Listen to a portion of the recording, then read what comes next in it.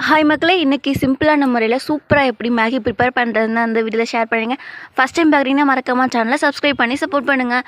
தேவையான vegetables carrot, beans, அது கூட வந்து கேப்சிகம் எல்லாம் கட் பண்ணி வச்சுருக்கேன். இது கூட வந்து பார்த்திங்க அப்படின்னா பச்சை பட்டாணியும் சேர்த்துருக்கேன்.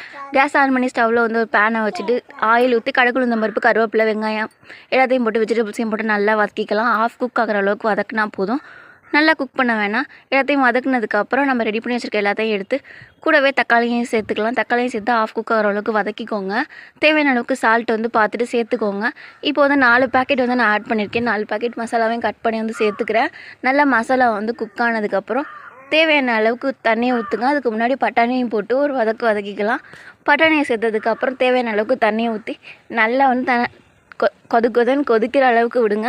நல்லா வந்து கொதிச்சதுக்கப்புறம் நம்ம ரெடி பண்ணி வச்சுருக்க மேகியை வந்து இதில் சேர்த்து நல்லா வேக விடணும். உடச்சி போட்டால் சீக்கிரம் வேகும், ஆனால் உடைக்காம போட்டால் லென்த்தியாக இருக்குங்க. நான் உடைக்காமல் வந்து சேர்த்துருக்கேன். நீங்கள் உடச்சி சேர்க்குறதுனாலும் சேர்த்துக்கலாம். நல்லா வந்து குக் ஆகிற அளவுக்கு பரட்டி விட்டுருங்க. இப்போ இந்த அளவுக்கு குக் ஆனால் போதும். மேகி வந்து ஆல்மோஸ்ட் ரெடி ஆயிடுச்சு. இப்போ தான் ஃபஸ்ட் டைம் என்னோடய சேனலை பார்க்குறீங்க அப்படின்னா மறக்காமல் சப்ஸ்கிரைப் பண்ணி சப்போர்ட் பண்ணுங்கள். நெக்ஸ்ட் என்ன ரெசிபி ட்ரை பண்ணலாங்கிறத கமெண்ட்டில் சொல்லுங்கள். நெக்ஸ்ட் வீடியோவில் பார்க்கலாம். தேங்க்யூ ஸோ மச் ஃபார் வாட்சிங். பை.